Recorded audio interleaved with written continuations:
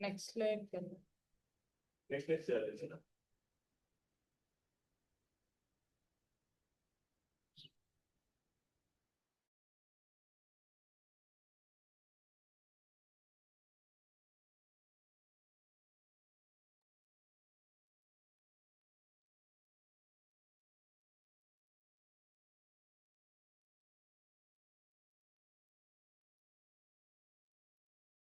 Overview about what all we are going to discuss. Case scenario of TMJ dislocation, then about the temporomandibular joint anatomy, the biomechanics involved in the movement of temporomandibular joint, pathophysiology of temporomandibular joint dislocation, etiopathogenesis, management, and the references which are taken. Case scenario: 13-year-old girl presented to emergency medicine department with the complaints of unable to close her jaw since 20 minutes prior to the presentation, which happened when she was laughing. History of similar episodes were present in the previous 2 months of her presentation. Complaints of symptoms related to locked jaw were present, which were inducible. Her vitals were found to be blood pressure 130 by 80 millimeters of mercury, heart rate 90 per minute, saturations were 100% on room air, pain score it was 10 out of 10. Then it's diagnosed to be anterior dislocation of the temporomandibular joint and was managed with manual reduction, and parenteral pain medication was given for symptomatic relief.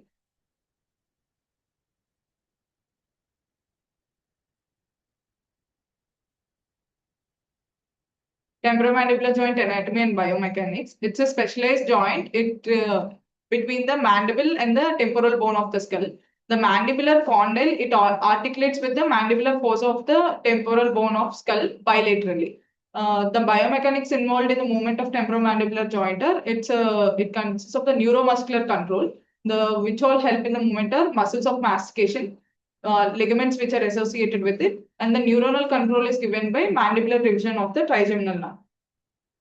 The pathophysiology involved in the types of TMJ dislocation are the condyle process of mandible when it comes in front of the articular eminence and unable to descend back to its normal position, it results in the dislocation. The hypermobility disorders of temporomandibular joint are dislocation and subluxation. Dislocation is a phenomenon in which the condyle is displaced out of the glenoid fossa and then traversed in front of the articular eminence. Subluxation, the dislocated condyle, it can be reduced back to its normal position by the patient themselves.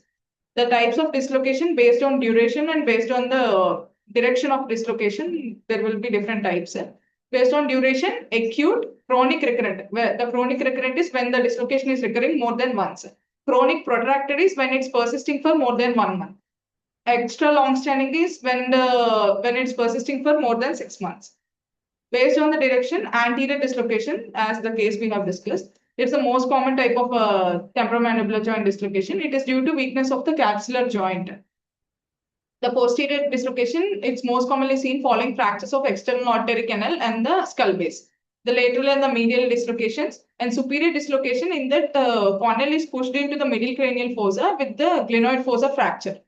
And the TMJ dislocation can be unilateral or bilateral. The etiology of dislocation, the different types due to disorders of because of the neuromuscular deficits or the structural deficits we can see. Due to neuromuscular deficits, when there is a lateral pterygoid muscle spasm or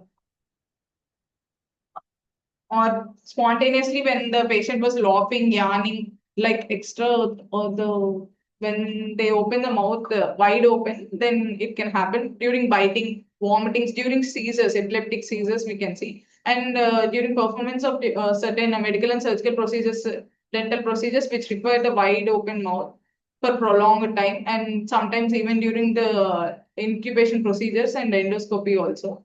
Systemic disorders like the connective tissue disorders of Ehlers-Danlos syndrome, Marfan syndrome, Huntington's disease, and Parkinson's disease, we can see this. In such cases, the structural deficits like the arthritic changes in the condyle can be seen, which are like the flattening or narrowing of the glenoid fossa, shallow and the steep articular eminence, the ligaments, laxity of the ligaments, and the capsule, which tends the joint to dislocate even more.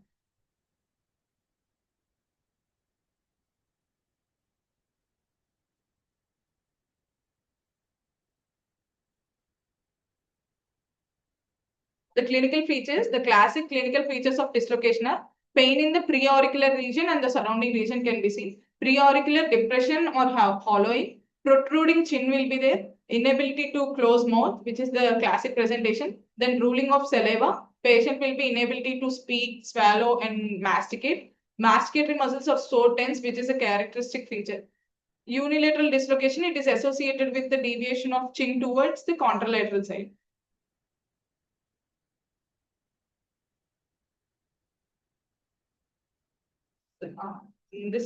Here before reduction there was preauricular depression. After reduction, the depression is not seen.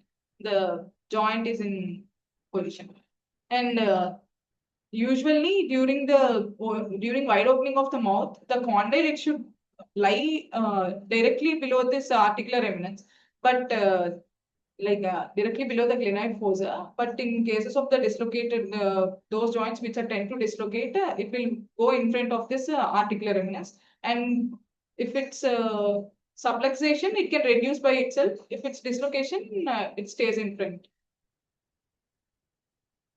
This is the temporomandibular joint. This is the articular. This is the temporal bone of the skull. This is articular. This is glenoid fossa. Here the articular cartilage will be there. This is articular eminence. This is condylar process of the mandible. In front here there will be coronoid process, and this is the masseter muscle. This is lower jaw bone, which is mandible. Normal temporomandibular joint, it stays in the socket when the jaw opens. In the disorder, it moves forward when the jaw opens. Diagnosis is done clinically, mostly clinical history and examination. In order to confirm, plain and the panoramic radiographies can be taken. The types of the temporomandibular joint, 3 types are there. Head of the condyle directly below the tip of eminence, one in front of tip of eminence, and the other high up in front of base of the eminence. Here, in front of tip of eminence, then this one high up in front of the base of the eminence. This is directly below tip of the eminence. Then management. The acute dislocation, chronic recurrent dislocations, they have different types of the management. Management of acute dislocation, the conventional technique, Hippocratic method or the Nelton's method, which was done in our ER, it was the manual reduction using this using the Hippocratic or the Nelton's method, where the thumb finger is of the physician. Physician stands in front of the patient, places the bilateral thumb fingers on the occlusal surface of the lower molars. Then all the other fingers lie on the lower jaw. Then force is applied downwards, backwards, and then superiorly. Then the reduction of the joint, dislocated joint will happen. The force should be downwards, backwards, and superior. Then the wrist pivot technique. In the wrist pivot technique, it's the reverse. The thumb fingers will be over the lower jawbone, and all the other fingers will be over the occlusal surfaces of the molars. The pressure should be given in the same direction, downwards, backwards, and superiorly. This is the manual reduction. The physician has stood in front and giving food. Here, this is the extraoral method for the reduction of dislocation, where the fingers won't be placed inside. The thumb, 2 types can be seen. Here, the thumb is over the coronoid process. All the other fingers are seen over this mastoid process. In this, thumb is over the malar eminence, and the other fingers are seen over this angle of the mandible. These are 2 different types of extraoral reduction of the dislocation.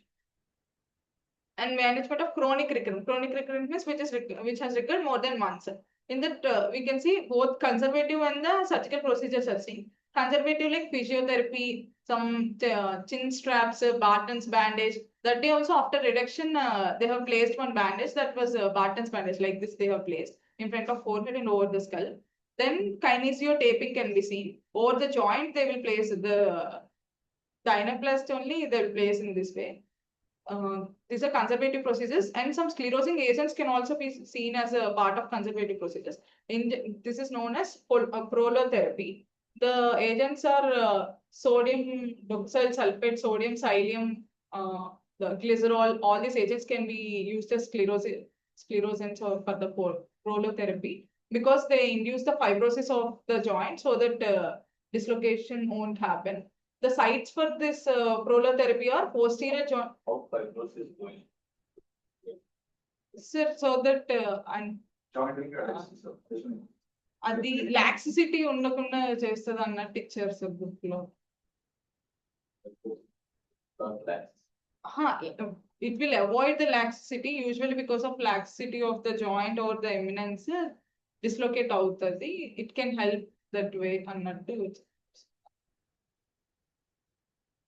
Posterior, the sites of the posterior joint space, anterior attachment of the disc to lateral pterygoid muscle, and the most tender point of the masseter muscle can be used. And then the surgical procedures are capsular tightening procedures, which is capsulorrhaphy, creation of mechanical obstacles using some glenotemporal osteotomies and removal of mechanical obstacles. The eminectomy can be done or condylectomy can also be done. This is a capsular tightening procedure. Here the capsule is tightened by suturing it to the adjacent soft tissues. And these are eminectomy and condylectomy. Here the articular eminence is removed. Here it's this way. The gliding action of the joint can be prevented by doing this surgical procedure. The condylectomy, the condylar process of the mandible is removed. And then the management of long-standing dislocations, they can be done conservatively by manual reduction or by continuous elastic traction using some bite blocks can be done. Surgical procedures are same. The myotomy, joint processes, or condylotomy can be. OMFS book.